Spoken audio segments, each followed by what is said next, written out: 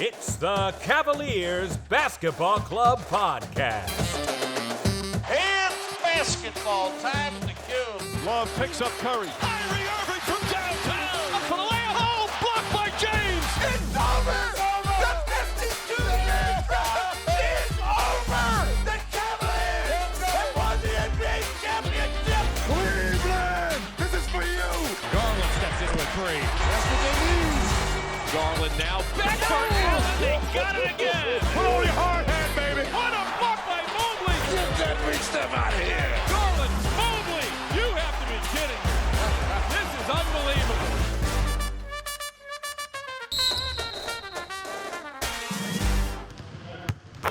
The Shoot Around. Welcome back to the show, everybody. We're excited to break down the Cavs' dominant win against the Bulls and the home opener overtime W against the Wizards. There's a lot of fun stuff to unpack here, but we're obviously going to be talking about Mitchell. Colin, we said trade Sexton for Mitchell, didn't we? We definitely did not, Adam, but we got on board quickly once the trade was made, and it seems like the entire team, organization, and the city are now behind him. He is a beast of a player. By the way, folks, you should check out the player profile of Mitchell, episode 46 to be exact, to listen to how we thought he would fit in with the team. So, Adam, as we've detailed in the past, I live in Philadelphia. You live in the Cleveland area.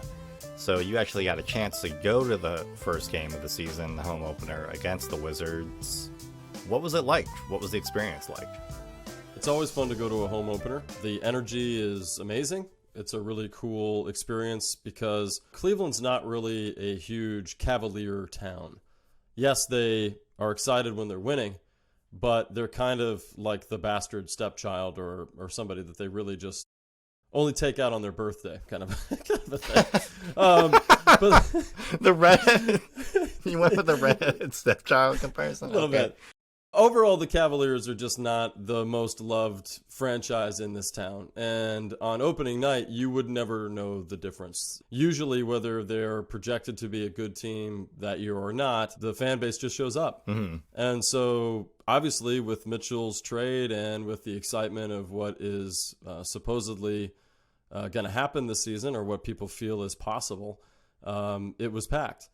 And that was exciting. Obviously, they hand out free shirts. This year they were white, let them know t-shirts, which I didn't put one behind me because I prefer the black one. But I did get one of those. And they gave us rally towels and nice. Watches that had light up LED lights. So, oh, cool. When certain things happened in the game, those lights would flash. And that was as a lighting designer, I thought that was a really neat effect.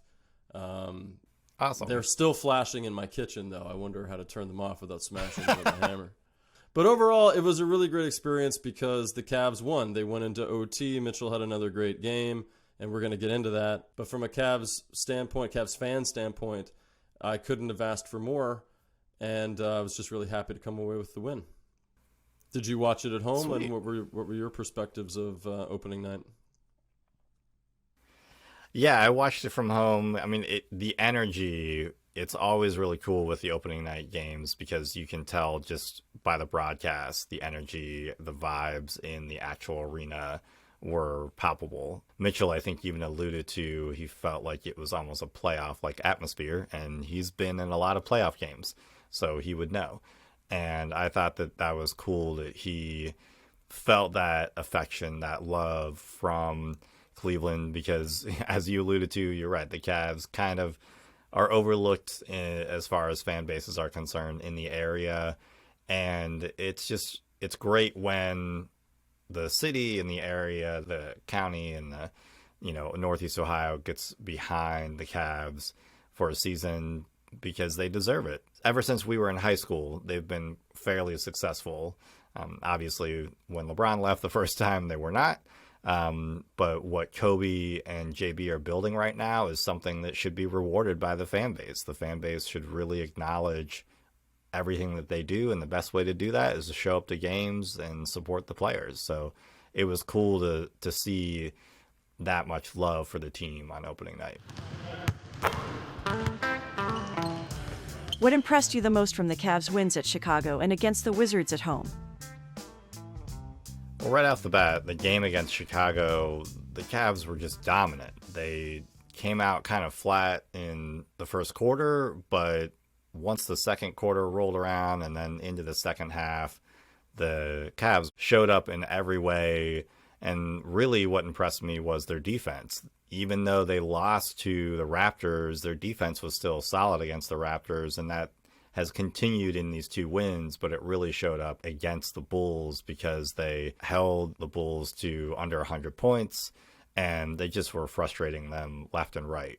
So I was really impressed with that. Jetty again, and Love just scoring a bunch of buckets off the bench, which just was insane. I believe Jetty was a plus 41, which is just insane. I didn't even know that was possible. That just baffles your mind. And with the Wizards game, I was really impressed with the fact that even though they had a lapse in composure at the end of the game, they finally kind of wrapped their heads around the situation in overtime and got the victory.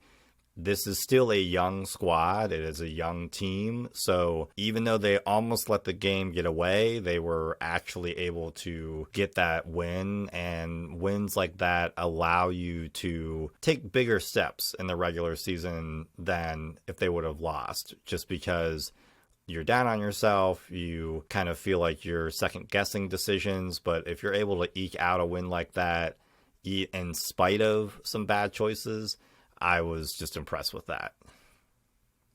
For sure. I was impressed that they beat the Bulls. I thought they would lose that game. I really expected that they were going to struggle with a back-to-back, basically, experience on the road where they were going into 2 towns that most likely these teams are going to be in the playoffs in some capacity. They're at least considered to be in that conversation right now. Garland going down with the injury that he had and having to kind of shuffle things, knowing that the rotations were already not at their best for game 1. I figured game 2, it was just going to take time. Nope, I was wrong. It was insane to me how quickly they came out of the gate. 34-25 in the first quarter, 36-29 in the second quarter. The game was basically over after that. Oh, but then they also had 35 points in the fourth. You had Donovan Mitchell, which something that we didn't, I think, take into account. And like we've said, I think last episode even, we don't watch the Jazz games. We don't catch a lot of West Coast games unless it's the playoffs or because we're on the road on one of our West Coast trips. I did take account of Mitchell. I did take account of certain players that they had and the fact that they jettisoned all those guys and started over. Everybody around town here has been saying, well, is he really a top 20 guy? Is he really one of the best in his position in the league? Mm-hmm. I think the last 3 games have shown why the Cavaliers made a play at this guy, took a chance at getting rid of a guy in Sexton and picking up a guy in Mitchell. And you saw that from both of these games.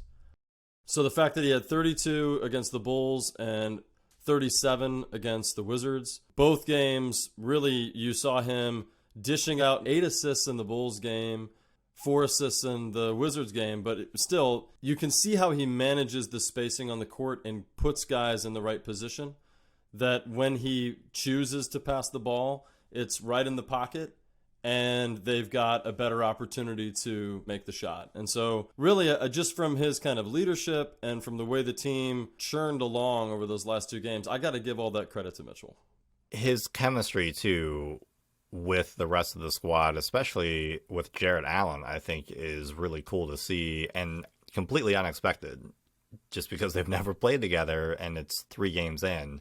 I thought there were instances in the Wizards game where Mitchell and Allen kind of took over at times to keep the offense going, to even be impactful on the defense. And I thought that was great because these are really your 2 veteran leaders now. Allen and Mitchell, they should be the guys that everybody else is looking to step up on a nightly basis to get possessions going, to finish possessions, and to get through that regular season because they both are in their mid-20s. Mitchell has a ton of playoff experience. Allen has a little bit. And that's just what you should expect from those 2 players.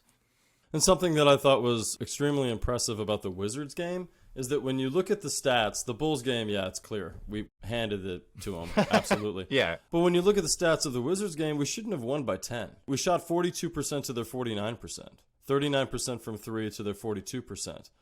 Now, we shot better at the line, 22 of 25, free throw line. Mm-hmm. And that's really where we made the difference. That and the fact that we had 13 turnovers to their 18. Mm-hmm. That made all the difference in the world of why we won that game. And I was at that game too. Some of those calls were atrocious, like especially when Porzingis went over the top of Mitchell, and somehow they called that foul on Mitchell even after review. But Jetty has been kind of the big surprise over the last 3 games. The most pleasant of surprises anyway. With Garland, I mean, that's all I can think about. But with the fact that we've gotten kind of the play out of Lopez that we've had, and the way Love has been able to come out and contribute, and even the way you've seen Wade come in and do some things. There's a lot to praise and get excited about. But Jetty is a huge reason why we won the last 2 games. And the fact that he's coming off the bench and infusing that kind of energy and spirit, and the fact that he's doing all that's left for him to do, which is make big shots when you're open. Mm-hmm. You know, and it seems like he's practiced at that, and I'm just so thrilled. 79 games left. Come on. Come on, Jetty. Yeah. Just mark him off like an advent calendar. Yeah. Yeah, just, you can do it. Isaac Okoro is struggling. He is averaging 1.3 points, 1 rebound, 0 assists, and is shooting 20% from the field in just under 20 minutes per game. How does he improve? I had eyes trained on him for most of the game, especially when it was on the court. And he looked like a guy that is not trusting the work that he's put in. And I think it's just maybe the moment is a little too big, that this guy is still just 21 years old. He's figuring it out. I would understand that Okoro had a tough time last season being relegated to the bench and losing a lot of his role on the team. And now that it's been kind of announced by the GM and by the powers that be that he's going to get that chance again, I almost feel like we're seeing the consequences of him not getting the starting job game 1. That he looks shook up. Mm-hmm. He just looks like his confidence now is not there, and everything that he's put in over the last few years is not, he's not trusting to do it when he's out there. We touched on it a little bit in a previous episode, but we didn't really get a chance to cover it when it came out. The fact that Chris Fedor wrote an article in Cleveland.com about Okoro's maturation and how the team has been actually bringing in a shooting coach for the last couple of years to train him to be better, more consistent at the shots that he's taking. And their theory is that if he can hit a certain degree of arc with his shot, which I guess is about 45 degrees, that he's got the best chance of it going in. Now, I agree with that. The arc does matter. It absolutely does, but flip of the wrist matters, and you know, inline direction matters, because if no matter what angle, you know, what arc you put it on, if it goes left or right of the hoop, you're not going in. And what I'm seeing of Okoro is he's shooting it very flatly, and he's kind of just not trusting in what he's been training to do, and that's the final kind of aspect that I've learned on the court, which is confidence can make or break you. And right now he doesn't have it. I would just say he's got to keep his head down, take the opportunities that come his way. He's not going to lose time on this team just yet. He still has a future with the Cavs. But this season is his time to figure it out.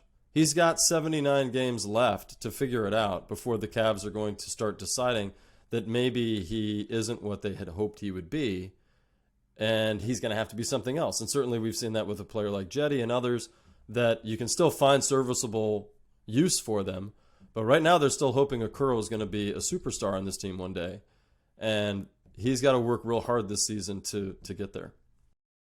I think confidence is a big thing. I think it's also feel for the rest of the squad with Isaac. And watching him in the Wizards game specifically, I kind of rewatched some of the tape there where I was looking at possessions to see where he was in relationship to the rest of the players. I don't know basketball as well. This is just as a fan trying to understand a little bit of what he is doing in his position to get a good shot or to help with the actual play that's being called. And I think there's just some clunkiness with him where there aren't a lot of plays or calls that are for specifically him to get a bucket.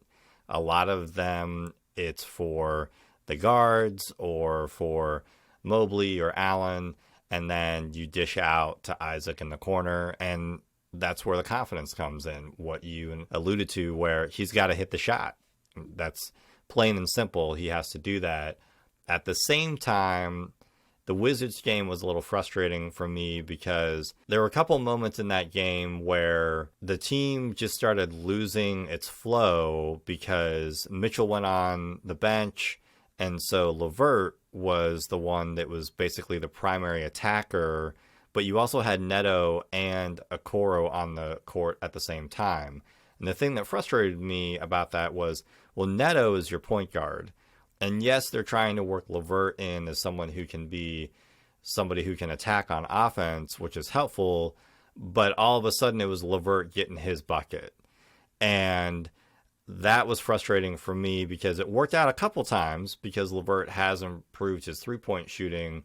But a few other times, it just meant that it was empty possessions because it was just one shot. No one was passing.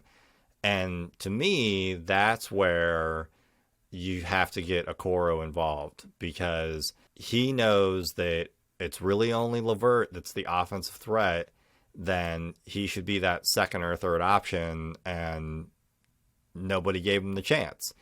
So I think the team is still figuring stuff out as well. So yes, his confidence needs to be better, but this team needs to get that chemistry going as well, where they're all trusting each other where they should be on the floor. And that's just not 100% there yet. The final seconds. Mobley is off to a slow start. Are you concerned? I'm not concerned about Mobley. I think that Mobley is going to come along, especially offensively. And I think he's just a little behind the eight ball because of the fact that he had that injury in the preseason and is really just trying to find his groove. Once Darius gets back, I think some of that chemistry will come back as well, where Mobley will have his confidence of where he should be in picking his spots and what plays should be called running off of what actions Darius and Mitchell are doing on the floor.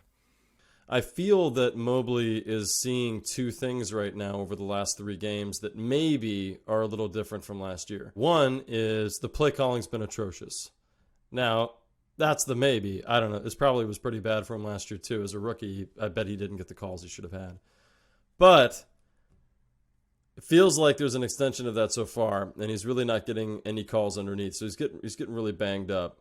And then another thing is he's getting really banged up. The people that are manning him underneath are sticking their ground and pushing back. And I know I've seen on the replay a few times, he's just kind of like, okay, if they're going to body me up this hard and no foul is going to be called, I have nowhere to go. So I'm seeing a limitation a little bit in his confidence maybe, or just his overall ball handling skills in general. And he's then kind of losing his ability to get out of it, and so he's passing it away. Over the first 3 games, I think he's been shut down offensively, and I'm sure the Cavs are going to figure out now ways to rotate certain guys off and give him more open looks. I think that's going to be the ultimate answer for him. And just to make a quick comment, we said that Allen would have less blocks than Mobley. So far, he's going to prove us absolutely wrong. So I just wanted to say, Allen, keep up the good work if you want to, but Mobley, it'd be nice if you start trying to be like your big brother, Jared. Is there a player on the bench who you think should get more time on the floor? Well, the way they were using Dean Wade before the Wizards game, I think I probably would have said Dean. But the fact that we played him 21 minutes in the Wizard game, he had 12 points, hit some big threes. I'm going to say your favorite player, Stevens. I think Lamar Stevens is a consummate professional and a very hard worker, and I just want to see the guy get 10 minutes a game. Right now he's got him maybe 4, I think, 2 to 4 minutes total. He's the first guy out on the court cheering everybody on after any play, and he's right there to be in a scrap too in case there's an issue with somebody. So he's definitely a major heart of this team, and I've got to believe that given more chances, he can do some good things out on the court for us. So I'd like to see Stevens get out there. Yeah, I'd agree with Stevens as well. I'm curious to see when Garland comes back if Neto actually loses some of those minutes and it goes to a guy like Stevens, because you always need that type of size and speed and strength in Stevens. And Neto really is an insurance policy. He played much better in the Chicago and DC game. You're right. He deserves that shot. He deserves that chance. And it just allows the team to also rally around him a little bit more. We know that they got the junkyard demeanor from him. We know that they get a lot of their emotional and psychological kind of support out of him because he really is the rah-rah player on the team. Mitchell is one of 3 players in NBA history to reach 100 total points in their first 3 games with the team. Are you surprised? I think we're both taken aback by how well Mitchell is playing. We thought that he would play well for the team once he was brought to the Cavs, but to have this type of scoring output, to have this type of dominance with a team with players that he's played only 3 games with and some preseason minutes with is definitely surprising. It's beyond what I thought would happen. Yeah, the guy is shooting 49.3%, and that's only because he was 12 of 29 during the Wizards game. And that was really because it went into OT, and he was so tired during the fourth quarter in OT that he really took some tough looks. He had a couple air balls. He was the only guy that was really trying to will them to a win, and he did. So I think one of the things that we talked about that we just could not quantify or qualify until he got here is the experience of a proven winner and somebody that absolutely knows how to rally a team to get the W's that then add up to a successful season. And that's what I saw by them taking the reins and winning that game, and him saying, okay, no, it's got to be another night where I go over 30 because that's what it's going to take for us to get the W. It was a real pleasure to witness my first game of his as a Cavalier, first regular season game, and I look forward to many more. This man is everything is advertised, and even if he averages 25 for the rest of the season, he's what we needed, and the Cavs were right to go after him. The team will be playing the Magic, Celtics, and Knicks this week. Do you think they will continue winning? I think yes, simply because 2 out of the next 3 games are at home, and those 2 teams that we're playing are middle of the pack or worst in our division, in the league, I should say. So, yeah, I think we have every reason to continue to win as long as we continue to have 3 or 4 guys in double figures, Mitchell scoring 25 to 30 points, and us at least playing defense for half the game like we've been doing. I think you're going to at least beat the Magic and the Knicks. And the Celtics are going to be a very interesting test, considering that we're going into Boston.